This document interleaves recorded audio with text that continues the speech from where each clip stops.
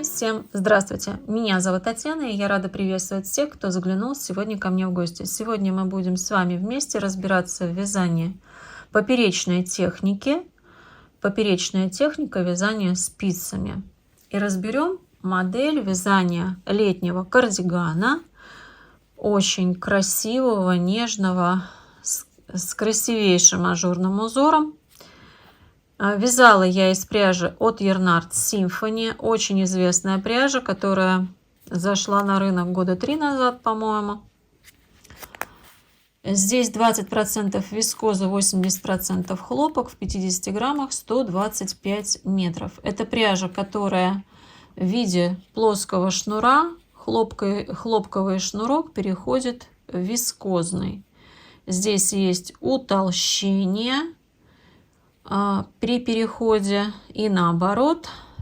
И я думаю, что многие про эту пряжу слышали, многие уже из нее вязали. Я не вязала ни одного изделия лицевой гладью, потому что изначально я даже не рассматривала. Мне не нравятся изделия, связанные лицевой гладью из этой пряжи. Те, кто любит на полотне эффект фламе, неоднородность полотна, да, для вас это прекрасно подойдет. Для тех же, кто любит, чтобы изделия были ровными и красивыми, то я предлагаю все-таки рассмотреть какой-то узор для этой пряжи. У меня из этой пряжи, из подобной пряжи, да, у меня двух цветов, она была ярко-голубого и вот такого красивого нежного цвета. Связано два изделия. Из голубой пряжи джемпер, на канале есть симфония, в ажуре называется этот джемпер. И вот из этой пряжи был связан летний жакетик, который я назвала Sunshine. Но я поняла, что носить я его больше не буду спустя 3 года. А пряжа мне это нравится. Наверное, больше даже из-за цвета. И я решила поэкспериментировать, распустить и связать себе новые изделия. Это вот то, что у меня остаток. У меня была пряжа и в мотках. Я вам сейчас скажу, какой получился вес у кардигана. 328 граммов получился вес моего изделия. Подойдет этот кардиган по моим расчетам на 44-46 размер. Он подойдет. Ну а дальше, соответственно, да, прибавляйте. То есть это вот на это изделие, соответственно, получается 7 мотков нужно. Если по 50 граммов, да, что 7 полных мотков у вас должно быть. Конечно, все будет зависеть и от плотности вязания, потому что у каждого из нас она своя. Свои изделия перед этим я вязала на спицах 4. В этот раз, так как я взяла, да, что вязание в поперечной технике, здесь пряжа с вискозой, а вискоза имеет свойство текучести, соответственно, изделия часто удлиняются, поэтому я взяла спицы 3,75 чагу и вязала все изделие на этих спицах. Спицы, для меня лично эти спицы потрясающие. Длина моего кардигана от самой высокой точки, кардиган связан со скосом плеча, вот от самой высокой точки составляет 57 сантиметров, а от самой низкой точки плеча составляет 47 сантиметров. 47 сантиметров. По ширине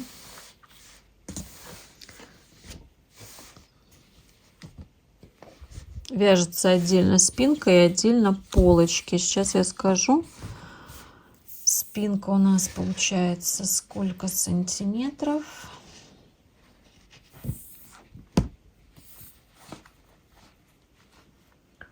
54 сантиметра получается у меня спинка, и полочка вместе с планкой получается 26 сантиметров.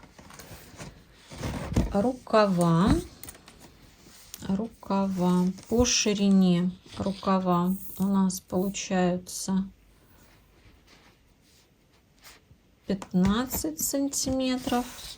И длина рукава, также вывязан рукав с окатом, длина составляет 45 сантиметров. Плечо без обвязки горловины составляет 20 сантиметров.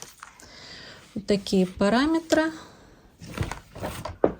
Здесь скажу уже в конце, что пуговицы я сама вязала. Это не конечный результат. Мне нужны все-таки пуговицы, чтобы они были вот не такие мягкие. Я возьму колечки и буду обвязывать колечки. Они будут такие же по форме, но уже плотные, твердые. Я показывала во влоговом видео, что я купила золотые пуговицы, и мне показалось, что они подходят, но все-таки мне хотелось бы, чтобы не было никакого контраста, чтобы ничто не отвлекало от самого кардигана, от узора, потому что здесь очень красивый узор, сама фактура полотна. Полотно очень нежное получилось, красивое, воздушное. И, конечно, выглядит просто замечательно. Если посмотреть, да, даже непонятно, где здесь использована была пряжа, уже которая была в работе, где здесь были мотки новой пряжи. Этого незаметно, потому что пряжа очень хорошо себя повела. После вот распуска она абсолютно ровная, нет никаких кудряшек на этой пряже. Она прекрасно ложилась в полотно. В общем, я очень довольна. Очень часто про турецкую пряжу говорят, что она неубиваемая. Вы знаете, действительно подходит такое прилагательное к этой пряже. Но эта пряжа еще и очень красивая. И я рада, что я дала второе, так скажем, дыхание для этой пряжи. И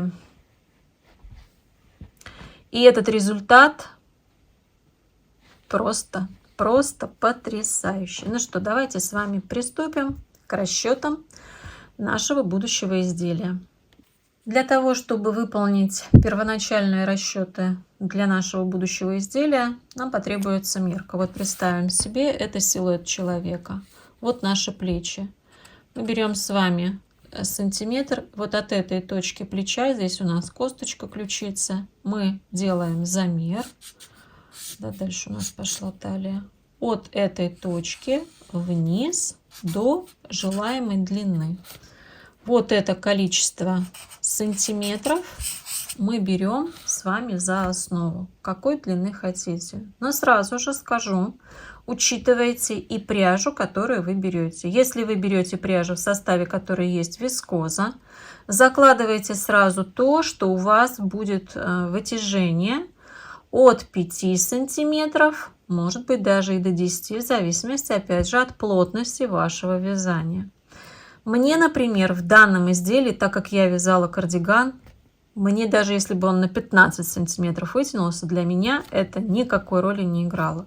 Вытянется и вытянется. Я заложила себе длину, предполагая, что длина будет еще увеличена на 5 сантиметров приблизительно. Вот это количество сантиметров. Далее, если вы работаете с образцами, вяжете образец, вы считываете то количество петель, которое вам нужно набрать изначально. И у нас вязание с вами пойдет вот таким образом. Сейчас вы видите схему. Вот эта схема. Вы можете сделать скриншот. Также эта схема будет добавлена в мои другие соцсети. В ВК, в Телеграм, в Дзен.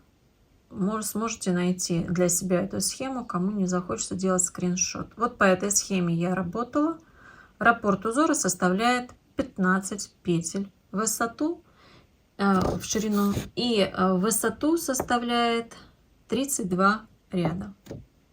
Как я и сказала, что начинаем мы вязание вот отсюда, набрав необходимое количество петель. Раппорт узора равен 15. Значит, у вас петли должны быть кратны 15 плюс 2 кромочные петли. Я набрала 92 петли. Первый ряд я провязала лицевая и изнаночная, как установочный ряд, и только потом я перешла на вязание узора, так как узор ажурный и он может создавать волну, поэтому я и начала вязать с лицевого ряда. Далее идет вязание сначала спинки, а потом полочек. Я не все показываю вам в видео и сразу говорю, что работа не для новичков, работа для уже тех, кто хорошо разбирается в схемах, понимает вязание и может выполнить, да, какие-то моменты, да, уже по моему объяснению. Спинка и полочка вяжутся одинаково, правая полочка вяжутся одинаково до убавления на горловину.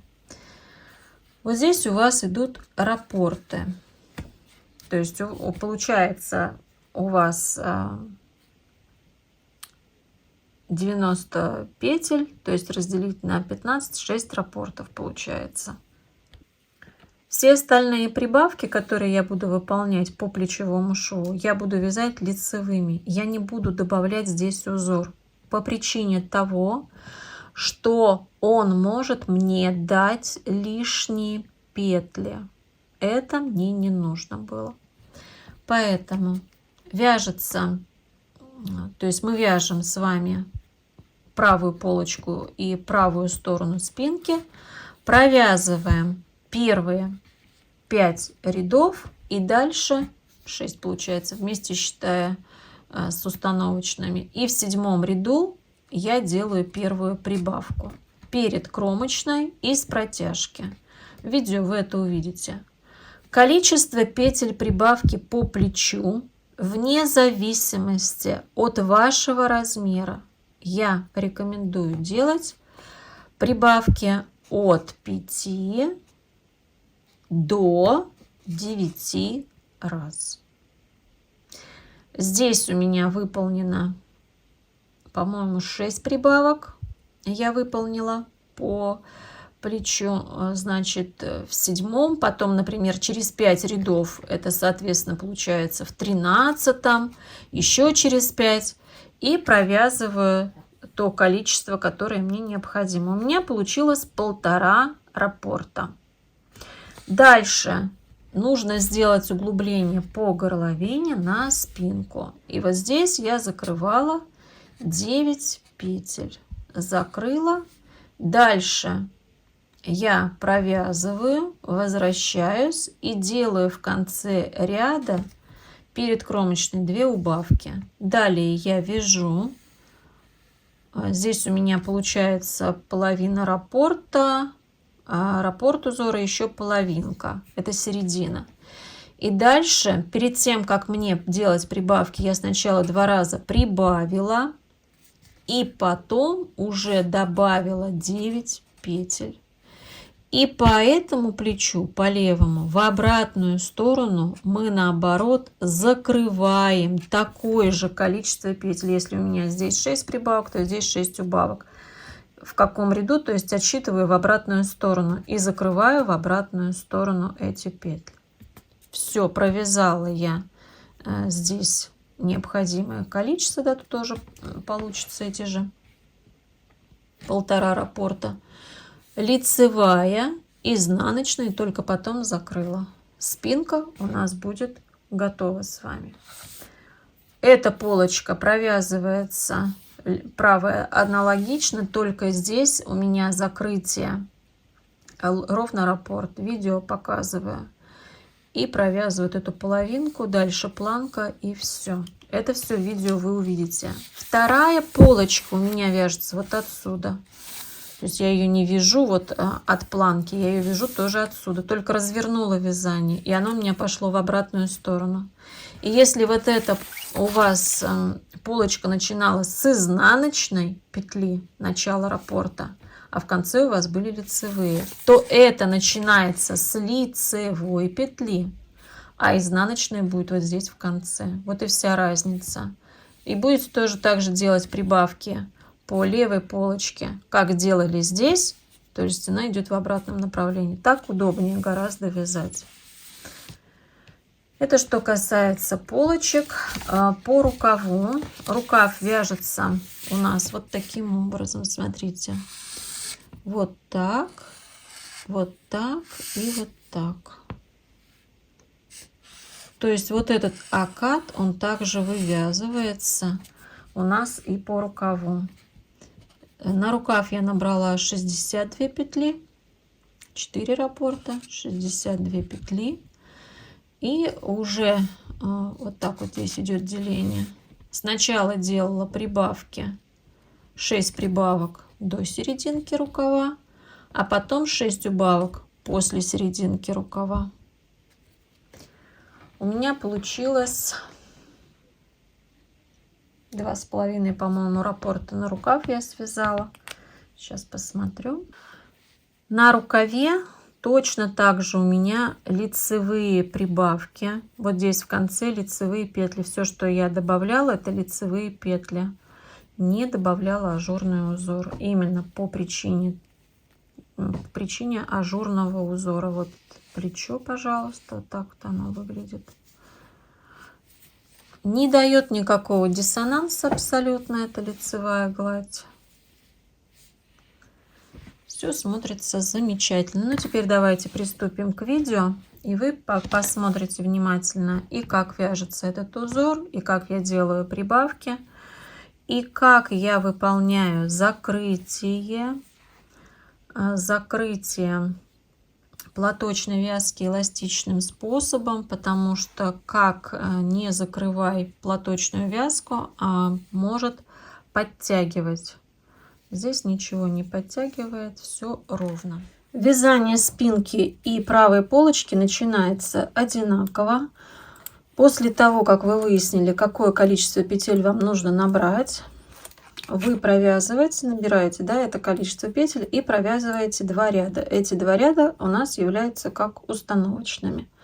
Я провяжу вместе с вами раппорт узора в высоту. Раппорт составляет 32 петли в высоту, в ширину 15 петель, и покажу, как я делаю скос плеча. Скос плеча у нас пойдет вот с этой стороны в конце ряда. Вне зависимости от вашего размера я рекомендую делать количество прибавок по плечу на скос плеча не больше 9. У меня в этом изделии получилось 5 прибавок. 5. Ну, я вязала такие модели, делала либо 5, либо 7.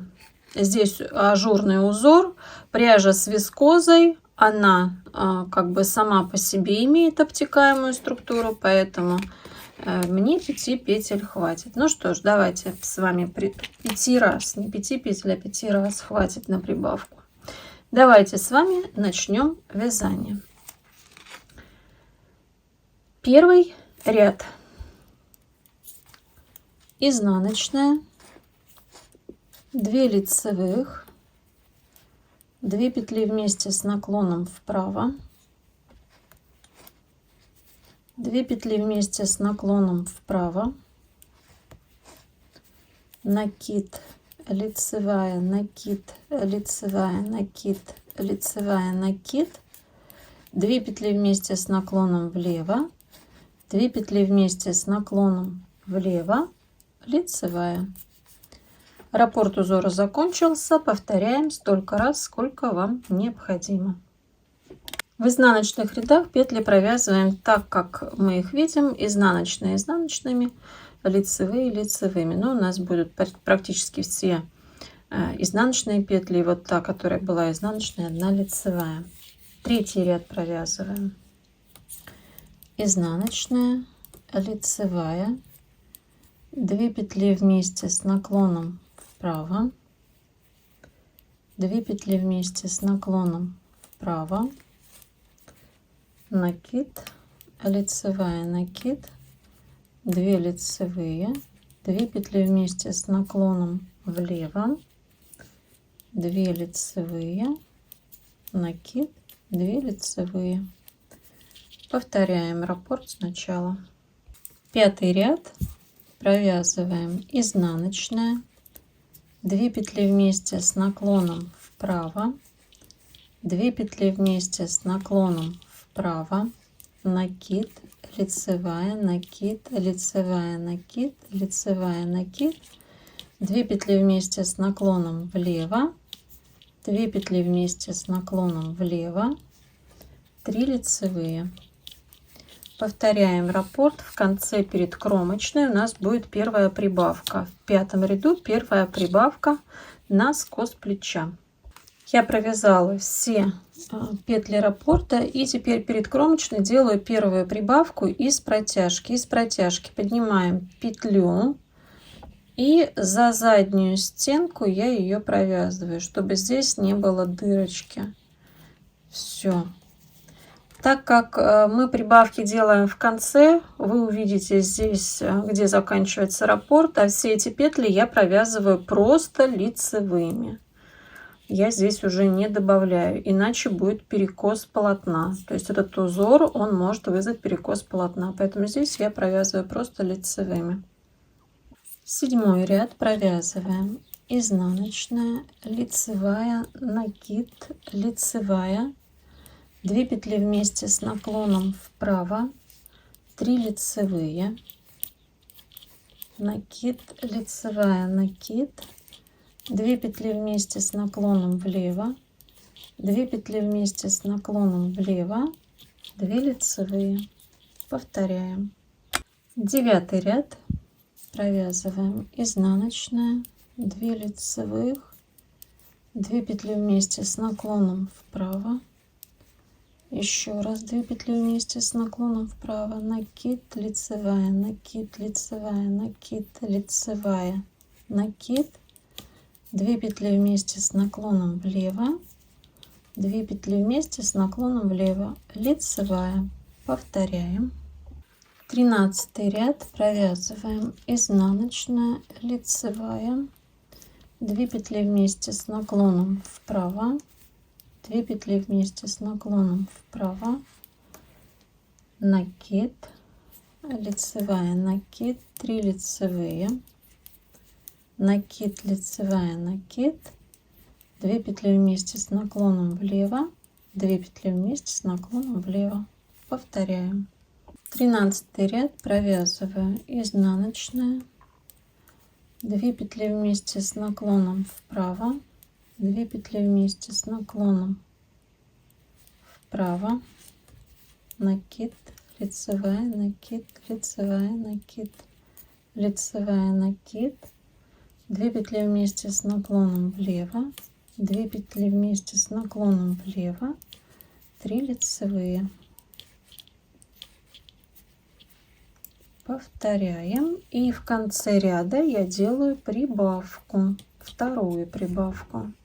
Дошла до конца ряда. Прибавку мы всегда делаем перед кромочной. Это мы прибавили в прошлый раз, первая прибавка, опять из протяжки и провязываем за заднюю стенку. 15 ряд провязываем изнаночная, лицевая, 2 петли вместе с наклоном вправо, накид, 2 лицевые, 2 петли вместе с наклоном влево, лицевая, накид, лицевая, накид, лицевая, 2 петли вместе с наклоном влево, 2 лицевые. Повторяем. 17 ряд провязываем изнаночная, 2 лицевых, 2 петли вместе с наклоном вправо, 2 петли вместе с наклоном вправо, накид, лицевая, накид, лицевая, накид, лицевая, накид, 2 петли вместе с наклоном влево, 2 петли вместе с наклоном влево, лицевая. 19 ряд провязываем изнаночная, лицевая, 2 петли вместе с наклоном вправо, 2 петли вместе с наклоном вправо, накид, лицевая, накид, 2 лицевые, 2 петли вместе с наклоном влево, 2 лицевые, накид, 2 лицевые. Повторяем. 21 ряд провязываем изнаночные, 2 петли вместе с наклоном вправо, 2 петли вместе с наклоном вправо, накид, лицевая, накид, лицевая, накид, лицевая, накид, 2 петли вместе с наклоном вправо, влево, 2 петли вместе с наклоном влево, 3 лицевые. И повторяем.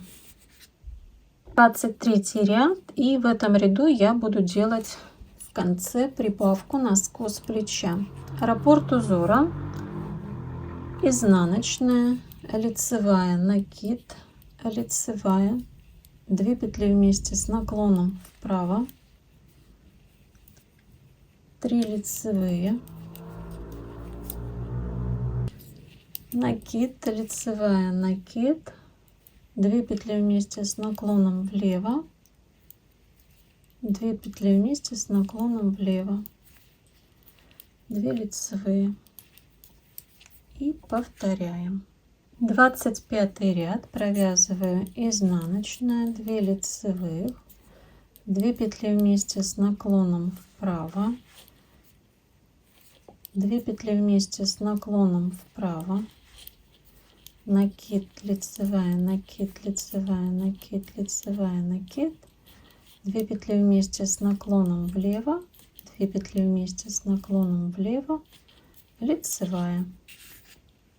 27 ряд провязываю изнаночная, лицевая, 2 петли вместе с наклоном вправо, 2 петли вместе с наклоном вправо, накид, лицевая, накид, 3 лицевые, накид, лицевая, накид, 2 петли вместе с наклоном влево, 2 петли вместе с наклоном влево. Повторяем. Подходим уже к завершению нашего раппорта высоту. 29 ряд провязываем изнаночная, 2 петли вместе с наклоном вправо, 2 петли вместе с наклоном вправо, накид, лицевая, накид, лицевая, накид, лицевая, накид, 2 петли вместе с наклоном влево, 2 петли вместе с наклоном влево, 3 лицевых. Повторяем.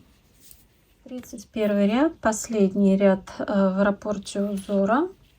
Провязываем изнаночная, лицевая, 2 петли вместе с наклоном вправо, накид, 2 лицевые, 2 петли вместе с наклоном влево, лицевая, накид, лицевая, накид, лицевая, 2 петли вместе с наклоном влево, 2 лицевых. И повторяем. В 31 ряду я делаю в конце прибавку, и дальше я перехожу, после того как провяжу изнаночный ряд, я перехожу на второй раппорт узора. Во втором раппорте узора я буду делать прибавку в 9 ряду и затем вязать до 17 ряда. Там у меня в 17 ряду будет убавка на горловину. 17 ряд я провязала, и теперь мне нужно убавить на горловину, на вырез горловины. И по спинке, по передней детали это выполняется одинаково, только закрывается разное количество петель.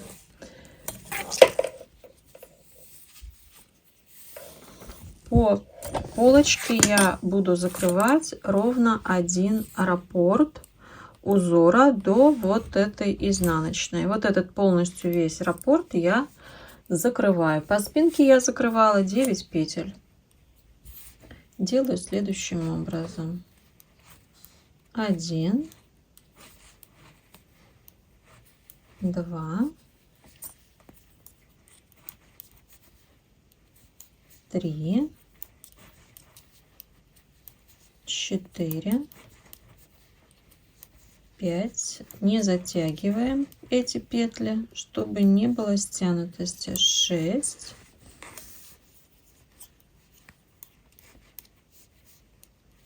7, 8,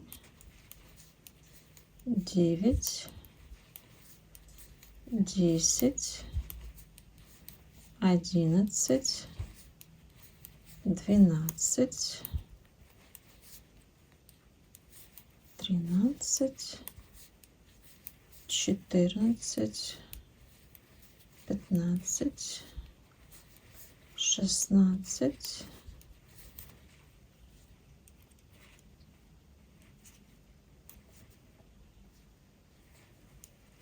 17, 18, 19 петель. Вот эти петли я закрыла до изнаночной петли. Дальше в каждом ряду я еще 3 раза закрою по 2 петли вот здесь перед кромочной для закругления горловины. В следующем ряду покажу вам, как я это буду делать. Сейчас провязываю изнаночный ряд, и следующий у меня будет 19. 19 ряд я дошла до конца, у меня 2 петли, и я разворачиваю, потому что вяжу за заднюю стенку петли, провязываю 2 петли вместе с наклоном вправо перед кромочной.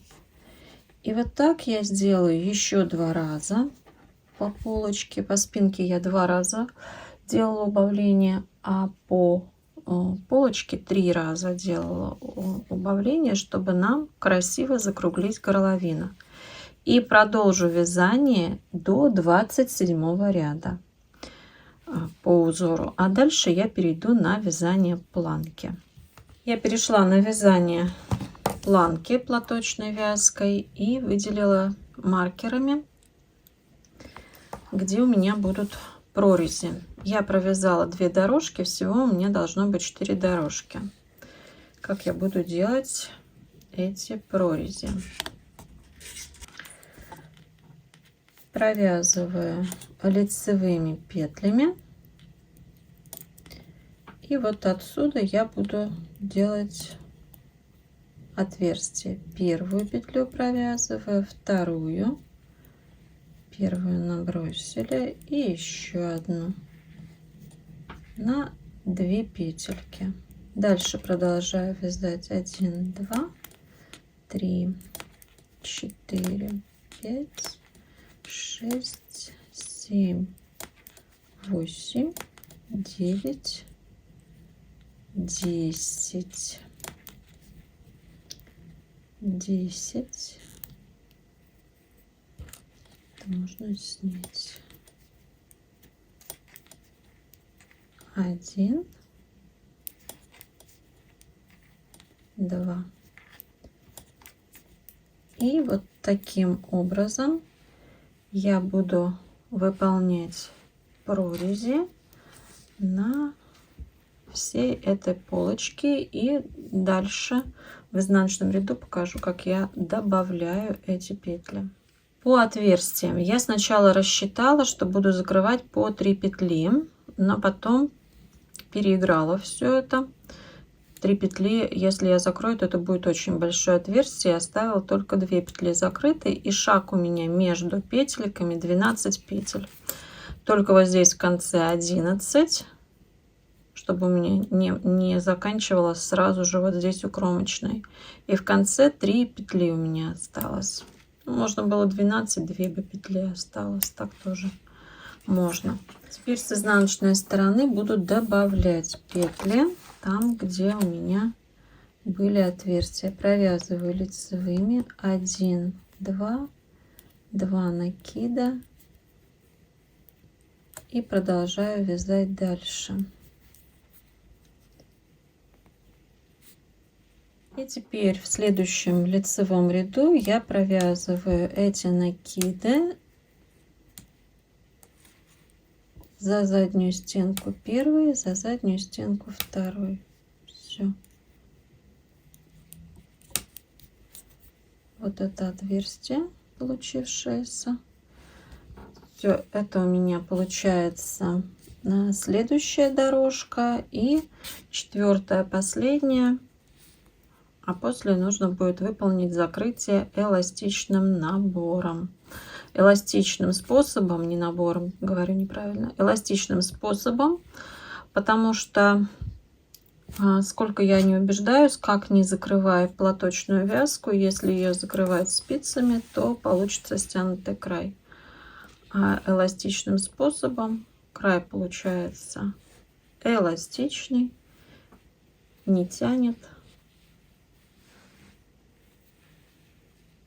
Очень просто, но зато будет все у нас ровно и не будут полочки поддергиваться, как это иногда бывает.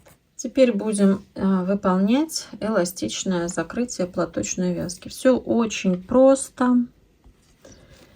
Вставляете, отрезаете нитку, отрежьте ее длиннее.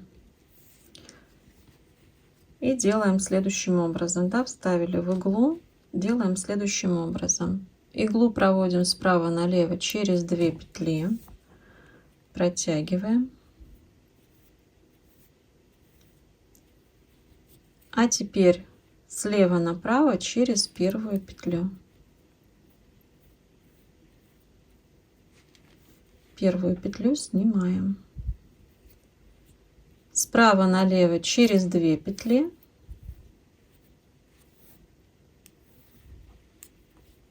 Слева направо через 1 петлю.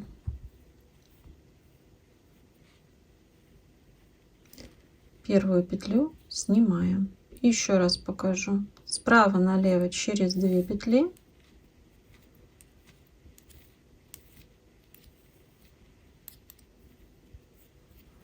Слева направо через 1 петлю. И 1-ю петлю снимаем. Вот таким образом выполняем закрытие до конца ряда. И наша полочка с вами готова. После того, как я выполнила, все сшила боковые швы, рукава вточала сначала, потом боковые швы, мне оставалась только горловина. Можно было бы сделать здесь кетлевку, но так как пряжа все-таки толстая, здесь был бы очень плотный и некрасивый рулик, поэтому я этого делать не стала. Набрала петли по горловине и провязала также платочной вязкой. Я, конечно, очень люблю, когда вот этот шовчик, вот эта косичка, что она прячется под кетлевку, но в данном случае при такой пряже, при такой толщине пряжи, конечно, я не стала делать. Был у меня уже потому что опыт, и это очень выделяется, мне не нравится. Когда бобинная пряжа, мы можем убрать и сделать тоньше здесь толщину ниток и сделать как бы эту кетлевку. Ну а когда пряжа моточная, конечно, это ничего не сделать. Про пуговицы. Я показывала, да, что пуговицы я приобрела, но решила сделать пуговицы вязаные. Как я делала? Да, очень просто. Так вот брала ниточку. Вот так брала ниточку. На пальчик 5 раз наматывала. Делала колечко. Снимала. Через это колечко крючком поддевала и обвязывала. Потом связала цепочку и с изнаночной стороны закрепила. Ну, за что мне пришивать? Вот эта вот часть, внутренняя вот эта цепочка. Но они мягкие. Это, то есть, вариант чисто вот пока первичный. Буду покупать колечки специальные и обвязывать, чтобы эти пуговицы были плотные. Но пуговицы у меня будут в тон полотна. Другие я пришивать не буду. Я искала другие варианты, и перламутровые, и жемчужные. Не хочу, не нравится, ничего не нравится. Сейчас закажу, приедут, и это у меня будет опять большое количество пуговиц, которые потом, да, то есть куда использовать. То есть про пуговицы я вам рассказала. И я говорила, что сделаю кнопочку. Но здесь она не нужна, эта кнопочка. Смотрится хорошо, потому что планка небольшая, смотрится хорошо. И больше ничего не требуется. Ставлю фото и видео. Шотс у меня уже запущен был на канале. Но я вставлю и в это видео в том числе, как это изделие смотрится на мне. Изделие, конечно, потрясающее. Когда будете выполнять ВТО, сушка только на горизонтальной поверхности. Не надо перекидывать, не надо делать лишнюю деформацию полотна. Постирали, красиво разложили на горизонтальной поверхности и дали высохнуть этому изделию. И носите с удовольствием. Вдохновляйтесь, творите, создавайте, будьте неповторимы. Но я с вами прощаюсь совсем ненадолго. До новых встреч. Пока-пока.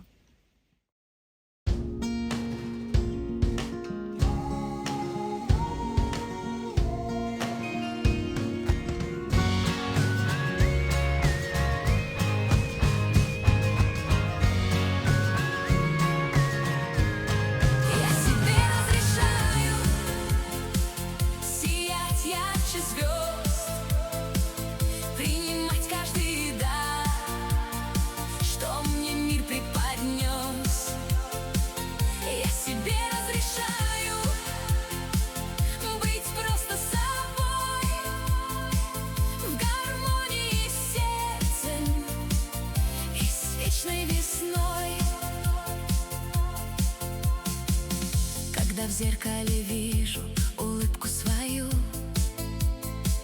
я ее узнаю.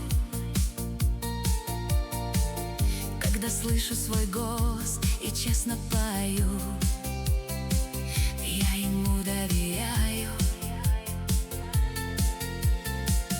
Когда слезы в глазах, я их не осуждаю.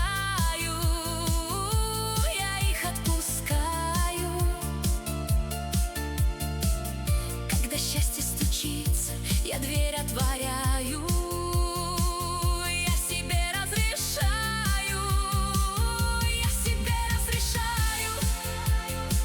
сиять ярче звезд, принимать каждый дар, что